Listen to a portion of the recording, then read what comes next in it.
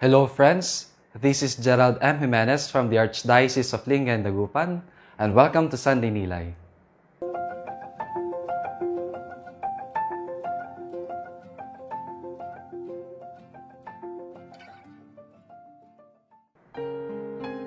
We are celebrating today the solemnity of the Assumption of the Blessed Virgin Mary into heaven.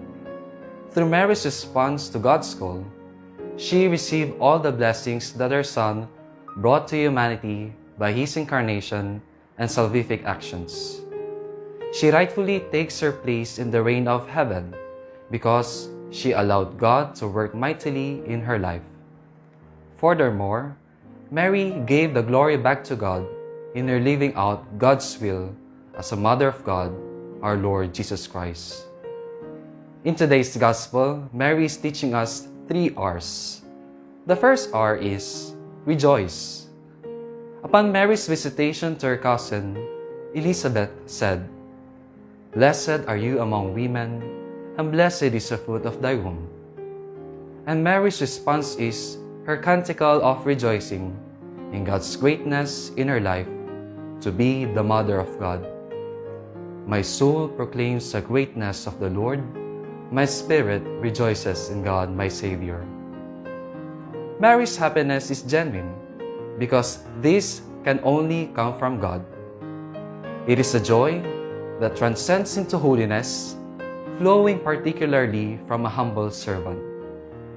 She rejoices upon hearing the Word of God and acting it. Indeed, Mary is an obedient servant that fulfills God's will in her life.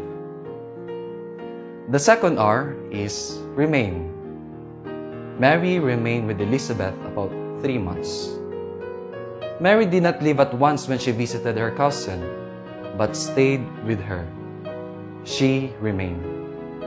Indeed, Mary traveled so far, but was so determined to go despite being pregnant.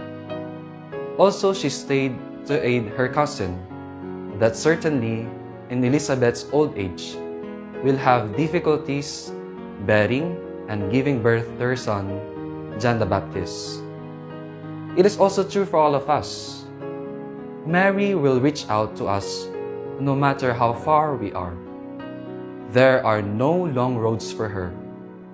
She will always be there to remain with us, to aid us, especially in the moments of our great difficulties. There is an assurance that our Mother is always there for us. The third R is return. And then Mary returned to her home. Mary indeed remained. However, she is giving us an example to follow. In today's solemnity, Mary is pointing and teaching us our true home.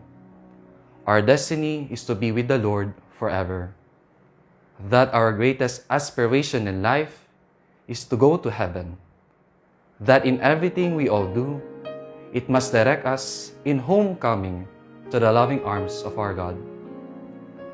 Like Mary, we must proclaim our canticles of rejoicing in God's mighty deeds in our lives.